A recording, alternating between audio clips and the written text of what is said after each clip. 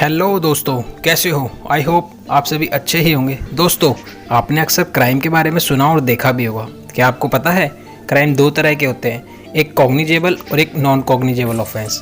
कॉग्निजेबल्स मतलब serious crime जैसे murder, robbery, डकैती, किडनैपिंग, रेप। और non cognizable offence means not serious, जैसे दो पड़ोसियों के बीच छोटा मोटा झगड़ा हो जाना, झगड़े में थोड़ी बहुत चोट लग जाना, किसी को बदनाम करना, मारपीट, एक्सीडेंट हो जाना आदि। जब कोई व्यक्ति ऑफेंस करता है तो उसके ऑफेंस के हिसाब से इन्वेस्टिगेशन ऑफिसर पुलिस स्टेशन में कंप्लेनेंट यानी शिकायतकर्ता के स्टेटमेंट पर एफआईआर दर्ज करता है। एफआईआर की फुल फॉर्म है फर्स्ट इंफॉर्मेशन रिपोर्ट यानी प्रथम सूचना विवरण। और एक होती है एनसीआर, दिल्ली एनसीआर नहीं, NCR means non cognizable report. मतलब जैसे किसी का सामान गुम हो जाता है तो पुलिस स्टेशन में एनसीआर दर्ज की जाती है, एफआईआर नहीं।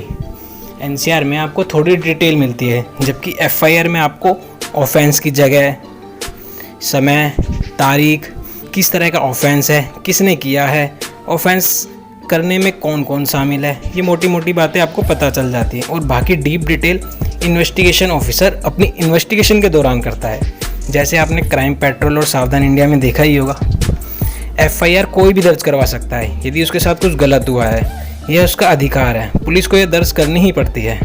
हाँ दोस्तों, एक बात और, एफआईआर झूठी होने पर एफआईआर दर्ज करवाने वाले के खिलाफ अलग से कार्रवाई की जाती है, जिसमें उसे 2 साल तक की सज़ा हो सकती है। दोस्तों, एफआईआर अलग अलग सेक्शन में यानी क्राइम के हिसाब से दर्ज की जाती है, जिसमें IPC, arms act, IT act आदि हैं। आईपीसी का मतलब इंडियन पैनल कोड, जिसे भारतीय दंड संहिता कहते हैं। भारतीय दंड संहिता ब्रिटिश काल में सन 1860 में लागू हुई, जो अब तक जारी है। आईपीसी में टोटल 511 सेक्शंस हैं। आईपीसी भारत के अंदर भारत के किसी भी नागरिक द्वारा किए गए कुछ अपराधों की परिभाषा व दंड का प्रावधान करती है, किंतु ये भारत की सेना पर लागू नहीं होती। अनुच्छेद 370 हटने के बाद जम्मू एवं कश्मीर में भी अब भारतीय दंड संहिता लागू है।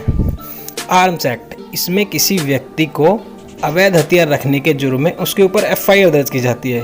भारत देश में आर्म्स एक्ट 1959 में लागू हुआ, जिसमें आतंकी गतिविधियों के मद्देनज़र संशोधन भी किए गए हैं। इस कानून के तहत लाइसेंस के बिना हथियार रखना जुर्म है। बगैर लाइसेंस हथियार, बम या कारतूस आदि रखने के मामले में न्यूनतम 5 वर्ष की कैद का प्रावधान है। आईटी एक्ट, सूचना तकनीक अधिनियम, इंफॉर्मेशन टेक्नोलॉजी एक्ट 2000 भारतीय संसद द्वारा पारित एक अधिनियम है, जो 17 अक्टूबर 2000 को पारित हुआ।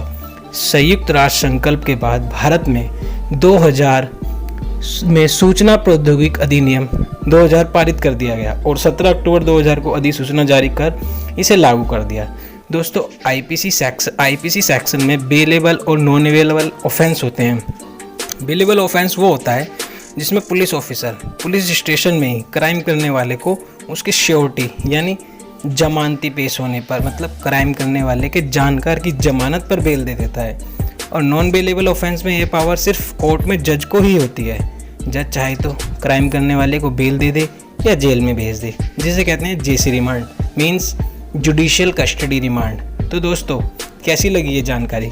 कमेंट करके हमें बताना ज़रूर कि आपको पहले ये पता था, और यदि नहीं पता था तो इससे आगे जानने के लिए ज़रूर कमेंट करें। तो मिलते हैं जल्द ही। खुश रहें और क्राइम करने वालों से दूर रहें। जय हिंद दोस्तों।